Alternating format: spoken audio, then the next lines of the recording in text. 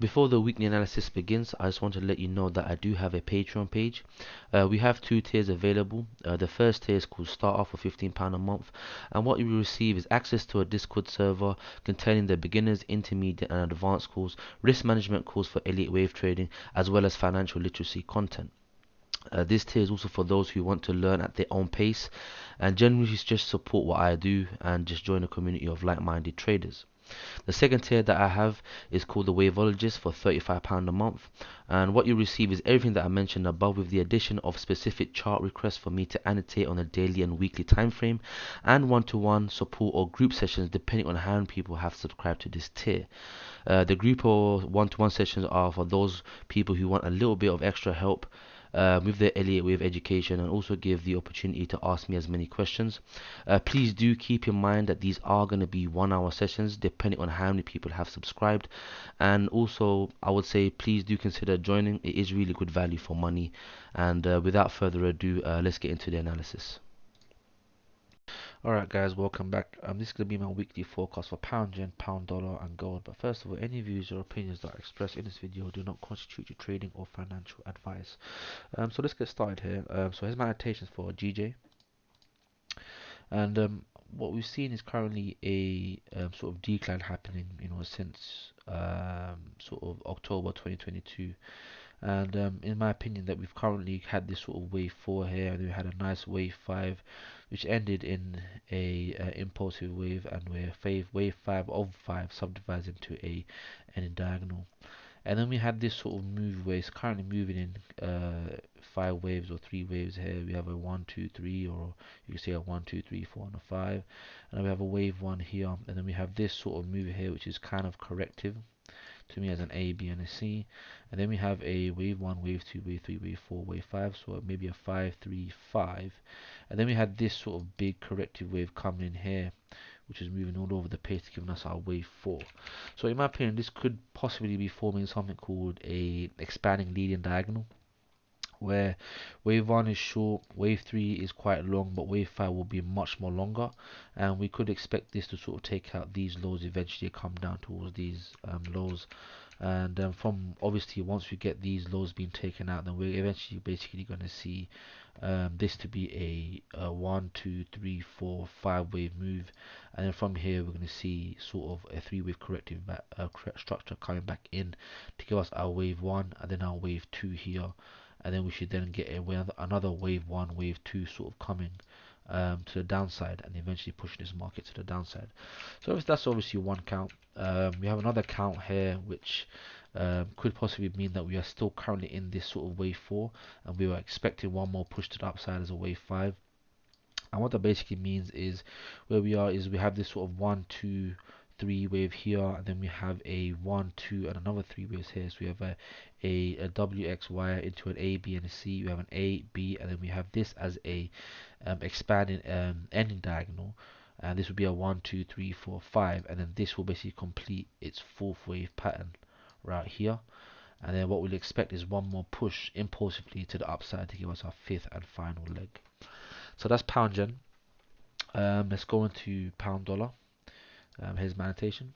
So from what I can see is obviously we do have a sort of 1 2 3 wave move here, and we are currently in this 4th wave sort of move, and we are getting a sort of an expanding flat here again as an A, B, and a C, another A, B, and a C into a B, and then we have a 1 2 3 4, and we should expect one more push down to the downside to give us a 5th and final leg, and that will complete a wave 4 degree before we get one more push up to the upside to give us a 5th and final leg. Ideally, you wouldn't want this level to sort of take or go into the sort of extremities or vicinity of wave 1, and if it does sort of overlap for this wave 4, then this is not going to be considered as a wave 1 2 3 4 5 impulsive. It will be considered more of an A, B, C into a W, and then another A, B, C into an X, and we're getting a W, X, Y corrective structure to the upside instead of a 1 2 3 4 5 wave move. If the market does sort of come down and take out these lows, not these lows, these extremities, then obviously we can understand that instead of this being a 1 2 3 4 5 wave impulsive move, this would be an A, B, C. What we're going to be looking for is a 50 to 61.8% rejection in and around these levels to see that sort of eventual push back up to the upside to give us our Y wave. So let me just change the labels here. So instead of this being a 1, 2, 3, 4, and a 5, as I have already here on the screen, this will then become something like this, where it becomes um, an A, a B, and a C here in a higher degree, and then that will basically give us a wave W, and then we have another A, B, C into an X, and then a Y. So this has to be a higher degree as well, and then what that basically means is we're going to get a three-wave corrected move coming back up once it does reject 50 to 61.8%. If it does sort of go into the territory of the starting level of, so the ending of wave 1 over here. So at the end of the day, we can see some sort of movement down to the downside. If it rejects, you know, uh, this level right here, so it shouldn't go more than 61.8% here. If it shouldn't go more than 50%, sorry, over here. If we do sort of see some downside coming in, and we start to see the market sort of reject the 50% level, I'm still going to consider that as a wave 4, and this will be a 1, 2, 3, 4, and a 5.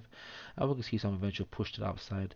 But if it does sort of come way beyond the 50% and start hitting the 61, then we could see this sort of level being taken out. And instead of this being a 1, 2, 3, 4, 5, this will now be an A, B, C into a W, and then another A, B, C into an X, and we're going to get a 1, 2, 3 again into a Y. And this will give us a WXY corrective structure to the upside.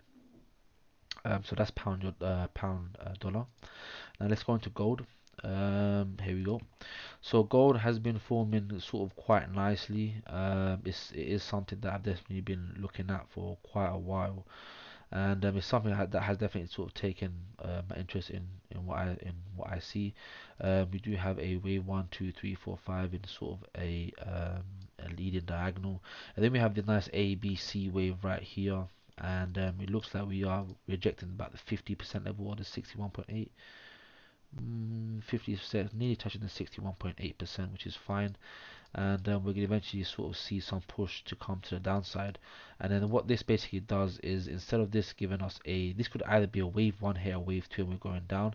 But however, after seeing such sort of huge push, huge bullish movements coming back in as an impulsive move, breaking these highs or breaking this sort of downwards trend, we are getting a 1, 2, 3, 4, 5 as an impulsive, and that gives us our wave 1.